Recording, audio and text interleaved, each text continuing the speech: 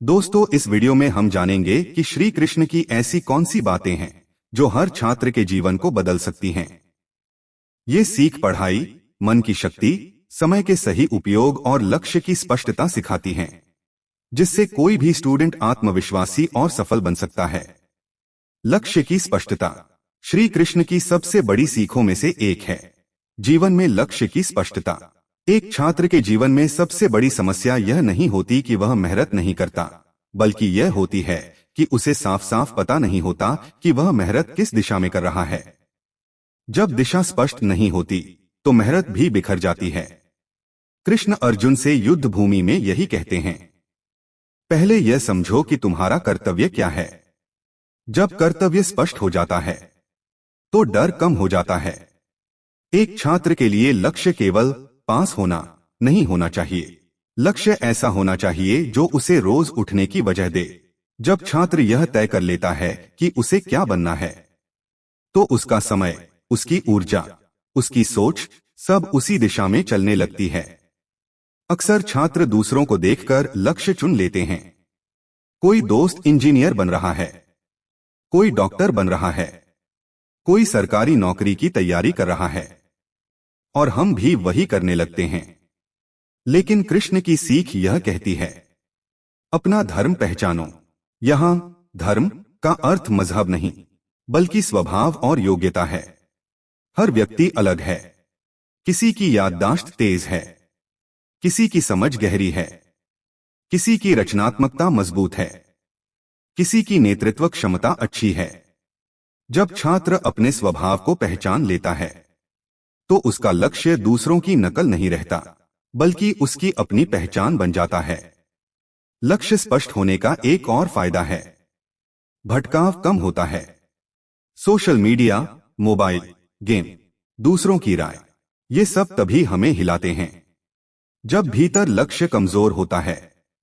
जिस छात्र को पता है कि उसे कहां पहुंचना है, वह अस्थायी मनोरंजन के लिए अपना भविष्य दांव पर नहीं लगाता।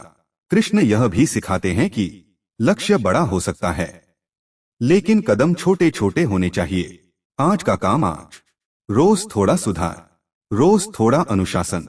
जब छात्र हर दिन अपने लक्ष्य से जुड़ा एक छोटा काम करता है तो उसका आत्मविश्वास बढ़ता है। उसे लगता है कि वह आगे बढ़ रहा है, भले ही गति धीमी हो। सबसे महत्वपूर्ण बात, लक्ष्य केवल पैसे या पद का नहीं होना चाहिए, बल्कि व्यक्ति कैसा इंसान बनेगा यह भी लक्ष्य का हिस्सा होना चाहिए। कर्म पर ध्यान, फल की चिंता नहीं।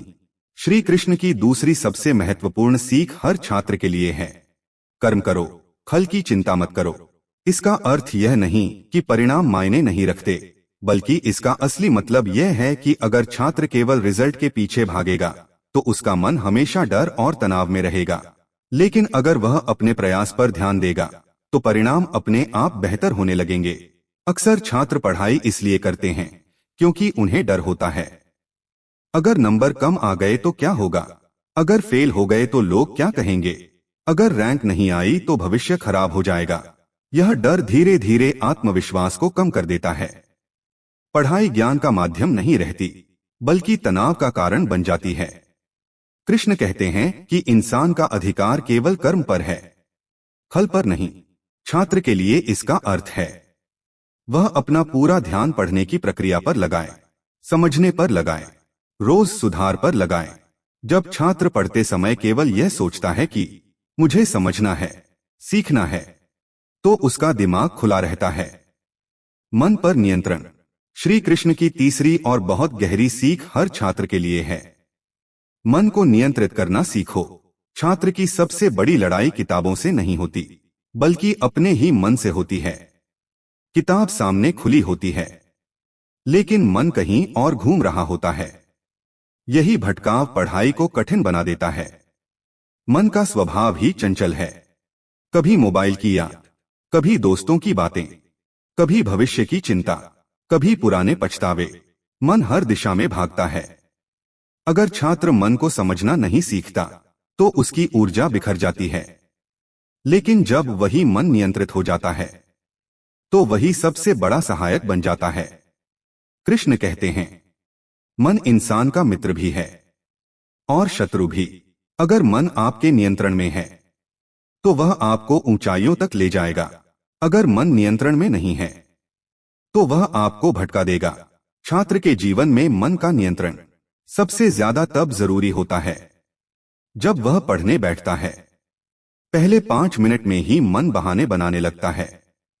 थोड़ा मोबाइल देख लेते हैं, थोड़ा आराम कर लेते हैं, कल से शुरू करेंगे। यही छोटी छोटी हारें धीरे धीरे बड़ी आदत बन जाती हैं। मन को नियंत्रित करने का पहला तरीका है जागरूकता। जब छात्र यह पहचान लेता है कि मेरा मन अभी भटक रहा है तो वह उसे वापस ला सकता है। दूसरा तरीका है छोटे समय के लक्ष्य। अगर छात्र सोचता है कि मुझे 5 घंटे पढ़ना है तो मन डर जाता है। लेकिन अगर वह कहे मुझे अभी सिर्फ 25 मिनट पढ़ना है, समय का सही उपयोग। श्री कृष्ण की एक और महत्वपूर्ण सीख हर छात्र के लिए है, समय का सम्मान करो। छात्र जीवन में सबसे कीमती चीज पैसा नहीं बल्कि समय होता है। पैसा खोकर वापस पाया जा सकता है, लेकिन समय एक बार चला गया तो कभी लौटकर नहीं आता। अक्सर छात्र सोचते हैं कि अभी तो बहुत समय है, बाद में पढ़ लेंगे। यही बाद में धीरे धीरे आदत बन जाता है और फिर परीक्षा नजदीक आते ही घबराहट शुरू हो जाती है। कृष्ण का संदेश साफ है, जो व्यक्ति वर्तमान क्षण का सही उपयोग करता है उसी का भविष्य मजबूत होता है। भविष्य की चिंता करने से बेहतर है आज के 1 घंटे को सही दिशा में लगाना। समय का सही उपयोग करने का मतलब दिन भर केवल पढ़ाई करना नहीं है, बल्कि पढ़ाई, आराम, व्यायाम और मनोरंजन सबका संतुलन बनाना है। जब छात्र अपने दिन की छोटी सी योजना बना लेता है तो उसका दिमाग स्पष्ट रहता है और काम समय पर पूरे होने लगते हैं। छात्र का सबसे बड़ा दुश्मन है कल से शुरू करेंगे। यह वाक्य धीरे धीरे आत्मविश्वास को कम कर देता है। इसके विपरीत अभी 20 मिनट पढ़ लेता हूं, यह सोच आदत बदल देती है। समय का सम्मान करने वाला छात्र छोटे छोटे लक्ष्य बनाता है। आज 1 अध्याय, आज 10 प्रश्न, आज 30 मिनट रिवीजन। यही छोटे कदम मिलकर बड़ी सफलता बनाते हैं। कृष्ण की सीख यह भी बताती है कि समय के साथ चलो, उसके पीछे मत भागो। जो छात्र समय को मित्र बना लेता है उसकी पढ़ाई बोझ नहीं लगती बल्कि एक नियमित प्रक्रिया बन जाती है।